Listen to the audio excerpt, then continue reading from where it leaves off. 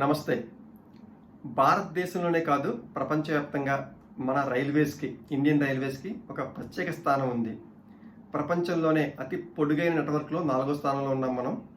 అలాగే ప్రపంచవ్యాప్తంగా ఉద్యోగాలు కల్పించే సంస్థల్లో మనది 8వ స్థానం. దాదాపుగా 12 నుంచి 13 లక్షల మంది ఎంప్లాయీస్ ప్రత్యక్షంగా ఉపాధి పొందుతున్నారు ఇండియన్ రైల్వేస్ తోటి. అదీగాక 100% స్టేట్ ఓన్డ్ ఆర్గనైజేషన్, 100% ప్రభుత్వం నడిపించే సంస్థ ఇది. అయితే ఈ మధ్య మనం చూసాము, గవర్నమెంట్ ఒక డెసిషన్ తీసుకుంది, కొంతవరకు ప్రైవేట్ భాగస్వామ్యం తీసుకురావాలి అని చెప్పేసి. అంటే 151 ట్రైన్స్ ఆల్రెడీ డెసిషన్ తీసుకున్నారు. ప్రస్తుతం ట్రైన్స్లో కొత్తగా 151 ట్రైన్స్ ప్రైవేట్ వాళ్ళు ఆపరేట్ చేయబోతున్నారు. అంటే ఇది రెండు విధాలుగా చెప్పారు. ఈ modernisation and technology introduction to the Indian railways అనే విషయంలో నిన్న ఒక మంచి కాన్ఫరెన్స్ జరిగింది.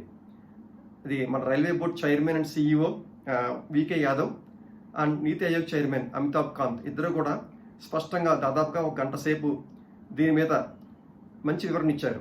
ఏంటంటే 2 విధాలుగా జరుగుతుంది ఆధునీకరణ. ఒకటి, 151 ట్రైన్లు 12 క్లస్టర్స్లో.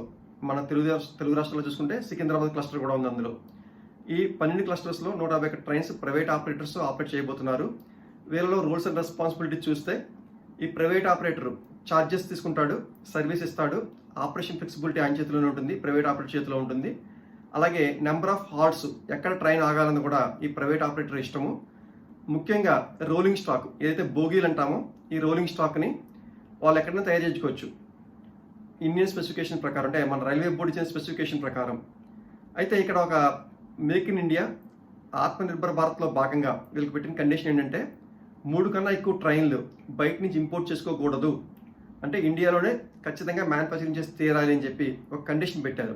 అంటే ఒక క్లస్టర్కి 3 ట్రైన్స్ అనుకున్నా సరే, 12 క్లస్టర్స్ 150 ట్రైన్లు అంటే క్లస్టర్కి 12 ట్రైన్స్ వస్తాయి యావరేజ్గా. అంటే క్లస్టర్లో 9 ట్రైన్లు, అంటే 120 నుంచి 130 ట్రైన్లు ఇండియాలో తయారవ్వాల్సిందే.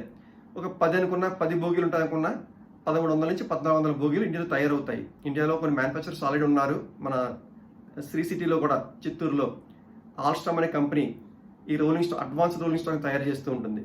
సో దీన్ని బట్టి ఈ ప్రైవేటీకరణలో ముఖ్యంగా వాళ్ళు చెప్పేది మేక్ ఇన్ ఇండియా ప్రోగ్రామ్. ఇక్కడ ఎంప్లాయ్మెంట్ క్రియేట్ చేయడం, దీని విలువ 30,000 కోట్ల పెట్టుబడులను ఎక్స్పెక్ట్ చేస్తుంది మన భారత ప్రభుత్వం ఈ రైల్వేని ప్రైవేటైజ్ చేయడం వల్ల. 151 ట్రైన్స్ అంటే టోటల్ నెట్వర్క్లో ఇది మినిమల్ అనుకోవచ్చు.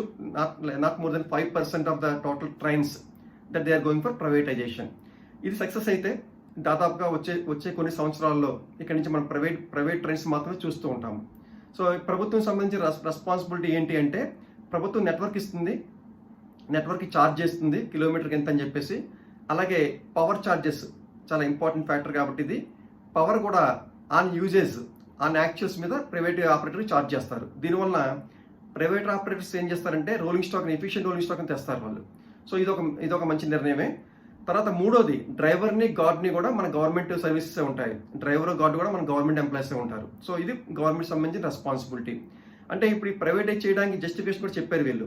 నిన్న మీటింగ్లో ఏం చెప్పారంటే, 2018-19 సంవత్సరానికి దాదాపుగా 400 కోట్ల మంది ప్రయాణికులు ప్రయాణం చేశారు ఈ రైల్వేస్లో.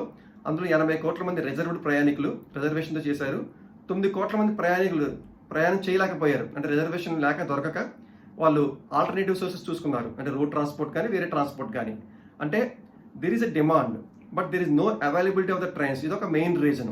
అట్ ద సేమ్ టైం ఈ ట్రైన్ చూసుకుంటే ఇన్వెస్ట్మెంట్ ఈ సంవత్సరం 2021కి చూసుకుంటే వాళ్ళు చెప్పింది ఏంటంటే 1,60,000 కోట్లు గవర్నమెంట్ క్యాపెక్స్ కింద అలొకేట్ చేస్తుంది ఈ సంవత్సరంలో భారత ప్రభుత్వం ఈ రైల్వేస్కి.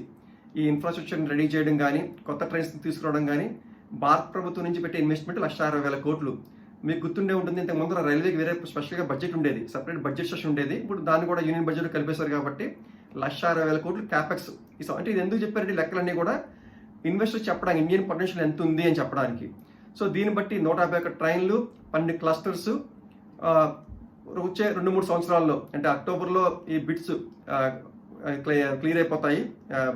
బిడ్స్ లాస్ట్ చూస్తే October 7th ఉంది కాబట్టి అప్పటికి క్లియర్ అయిపోతే 2023 కల్లా మన నెట్వర్క్లో, మన రైల్వే నెట్వర్క్లో మనం ప్రైవేట్ ట్రైన్స్ చూడబోతున్నాము అధునాతన సౌకర్యాలతో. అది మెయిన్ ఆస్పెక్ట్. ఈ మోడర్నైజేషన్ అండ్ టెక్నాలజీ ఇంట్రడక్షన్లో అది మెయిన్ ఆస్పెక్ట్. అయితే రెండో ముఖ్యమైన అంశము ఈ రైల్వే స్టేషన్ల ఆధునీకరణ. దాదాపుగా భారతదేశ వ్యాప్తంగా 50 స్టేషన్లు ఆల్రెడీ ఐడెంటిఫై చేశారు. దానికోసం కొటేషన్లు 8 స్టేషన్లకి కొటేషన్ కూడా తీసుకున్నారు. ఈ కొటేషన్ తీసుకుంటే 8 స్టేషన్లకి 42 అప్లికేషన్లు వచ్చాయంట. అంటే మేము పార్టిసిపేట్ చేస్తాం ఈ మోడర్నైజేషన్లో అని చెప్పేసి. అంటే ఇండియాలో 50 స్టేషన్లు మొదటి పేజ్ చూసుకుంటే ఇది ఒక లెక్క. అదే కాకుండా ముంబై ఛత్రపతి టెర్మినల్ ఒకటి, Chhatrapati Shivaji terminal, Delhi railway station, ఈ రెండు కూడా ఇది సపరేట్గా చూపించారు నిన్న ప్రజెంటేషన్లో. 7,500 కోట్లు, $1 బిలియన్ ఇన్వెస్ట్మెంట్, 7,500 కోట్లతో ప్రైవేట్ భాగస్వామ్యంతో ఈ రెండు రైల్వే స్టేషన్ని ఫేస్ లిఫ్ట్ చేస్తున్నారు. అంటే we're going to see all together a new railway stations in Delhi and Mumbai. And along with Delhi and Mumbai, there are another 50 railway stations are going to be entirely modernized. So, ఇంత జరుగుతుంది కదా, ఈ 50 స్టేషన్లకి 1,00,000 కోట్ల investment plan చేసింది. ఈ రెండు స్టేషన్లకి ఢిల్లీకి ముంబైకి 7,500 కోట్లు, అంటే 1,07,500 కోట్లు ఇంచుమించుగా మనకి పెట్టుబడులు రాకపోతున్నాయి ఈ మోడర్నైజేషన్లో.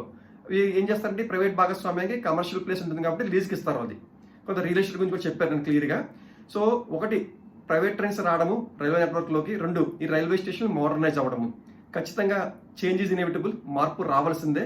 మార్పుతో పాటు కొంత ఇబ్బంది కూడా వస్తుంది, ఎందుకంటే దాదాపుగా 12 నుంచి 13 లక్షల మంది పనిచేస్తున్నారు కాబట్టి ఈ ఉద్యోగులు కొంత మార్పుకు గురవలసిన పరిస్థితే. అంటే ఈ రోజుకి జరిగిపోదు, వచ్చే 5 నుంచి 10 సంవత్సరాల్లో కాంపిటీషన్ పెరుగుతుంది. అట్ ద సేమ్ టైం ఉద్యోగాల్లో కూడా మార్పు వస్తుంది.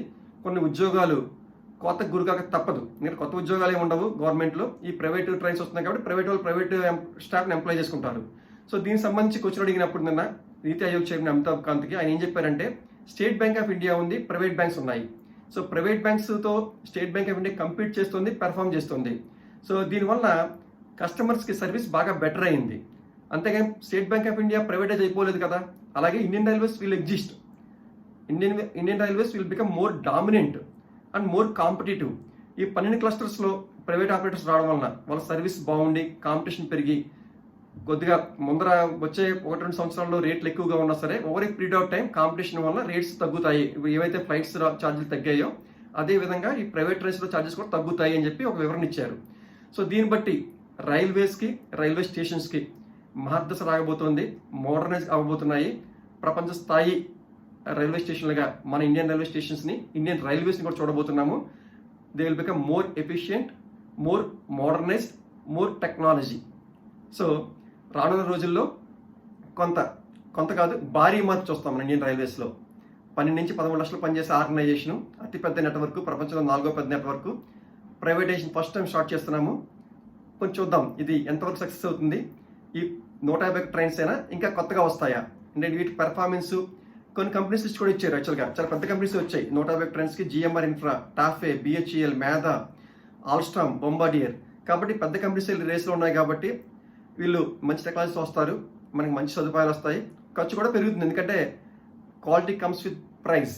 సో డెఫినెట్గా ఈ బడ్డెన్ కూడా పాసెంజర్స్ పడుతుంది, దానికి మనం కూడా ప్రిపేర్ అయి ఉండాలి. ప్రయాణికుల మీద కూడా కొంత బడ్డెన్ ఉంటుంది, ఎందుకంటే సౌకర్యం కోరుకునేటప్పుడు ఖర్చు కూడా ఉంటుంది కదా. సో రానున్న రోజుల్లో రైల్వేస్ ఆధునీకరణకి గురవుతున్నాయి, మోడర్నైజేషన్ వస్తుంది, టెక్నాలజీ వస్తుంది. Thank you very much.